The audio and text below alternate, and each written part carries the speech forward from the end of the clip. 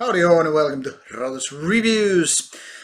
Today we go back in 1980s in the United States of America, at least in a theoretical way, because we have such an old school band here, which started its career like 35 years ago. Yes, that is Heir Apparent. Well, 1984, my math skills are not what they used to be, but 34, who gives a count? So this is the third album, The View from Below, very cosmic. There's DNA, there's sort of a galaxy, and there's a skull. Don't really know what to think of this cover. It's kind of confusing, isn't it? But here it is, traditional heavy metal.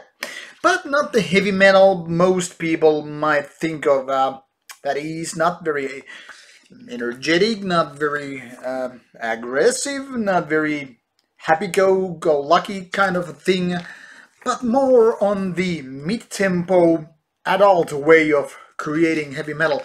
Almost, one could say, a little bit doomy stuff. Now, this is an interesting band because even though they started in early 80s, they were gone for quite a bit after a couple of first albums. And basically by the 19s they were already gone. So this might be one of those bands from the 80s that you don't know, but you might if you had been there all around when you were a kid and the band was still active.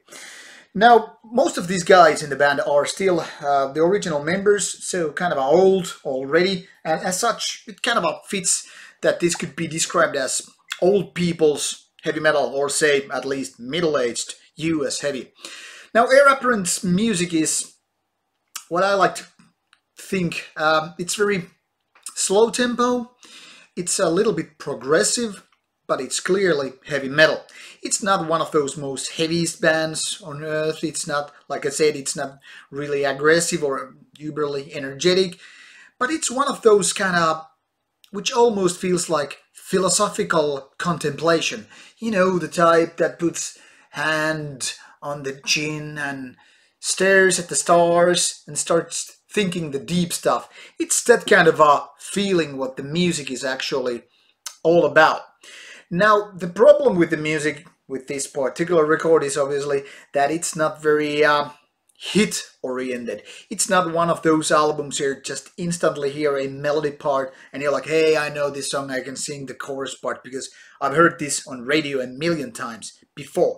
No, this is more like AOR type of heavy metal. It's so soothing actually, it actually is kind of relaxing to listen to. It's a kind of a grower in my opinion, so not maybe the type of album that instantaneously just gets you in, hooked, sucked and all that stuff.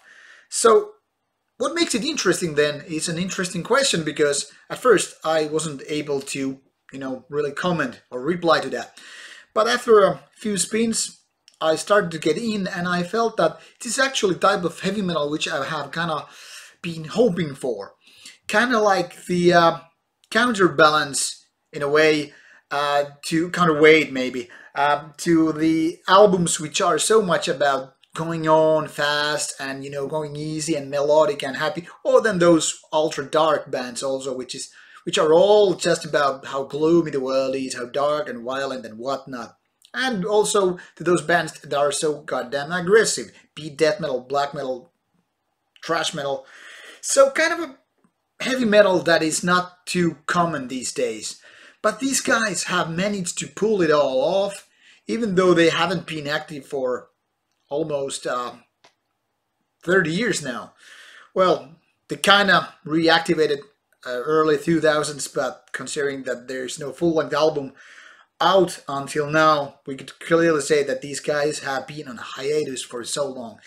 And usually these kind of long breaks or hiatus, whatever you're gonna call it, is such a bad thing for so many bands. It usually kills the creativity or the understanding which kind of album they should be making, what kind of songs work and whatnot.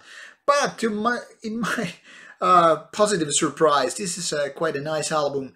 Hope you give it a chance and listen to it. It's out on 15th of October 2018, so go check it out and let's hope you will find it as a grower as do I. Thanks for watching, see you soon, cheers.